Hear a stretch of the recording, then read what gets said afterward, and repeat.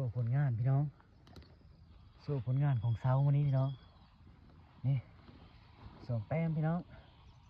ได้2 แต้มวันนี้ได้กระโหในพี่น้องตุกเยอะนี่ตุกเยอะพี่น้องเสาะปลายเขาแหละเกือบเสาะหนึ่งเสาะปลายพี่น้องตุกเยอะพี่น้องกับหนูแน่พี่น้องนี่หนูตึงตุกเยอะคือการหนูนี่ก็ได้เยอะพี่น้องจักหนูพี่น้องจักซื้อมันท้องมันขาวๆเท่าๆพี่น้องโตเยอะเติบเลยพี่น้องเยอะนี่ทำหนูพุกเลย2 แต้มพี่น้องนี่2 แต้มวันนี้นะมานพี่น้องมานแล้วได้2 แต้มพี่น้องเขาเสื้อกับ15 ด่างพี่น้องเสื้อตอนค้ำตอนแรกว่านี่แหละนี่เสื้อกับ15 ด่างพี่น้องได้2 ด่าง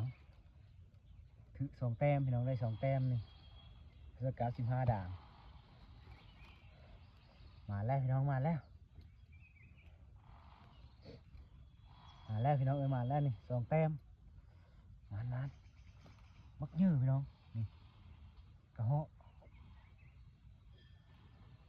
ตัวมักยื้อพี่น้องนะโอ้ตัวยื้อเลยพี่น้องนะนี่กับหนูนะพี่น้องนี่กับได้หนูนี่มักยื้อคือกันหนูก็ได้2 แต้มพี่น้อง2 แต้มมันนี่เสาวันนี้2 แต้มพี่น้องมาน2 แต้มจั่วพี่น้อง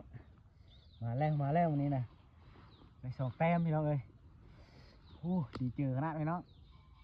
ได้2 แต้มหนูตัวนึงพี่น้อง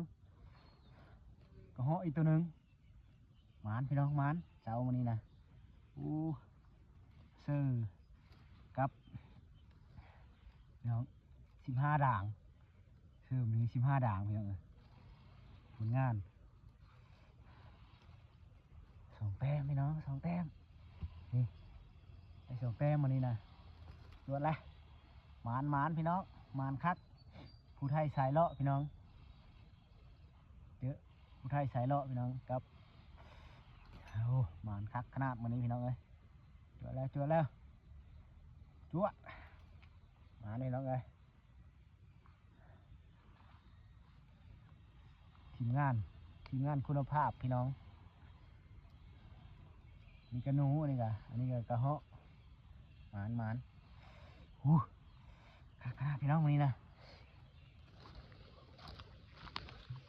นี่นะพี่น้องนี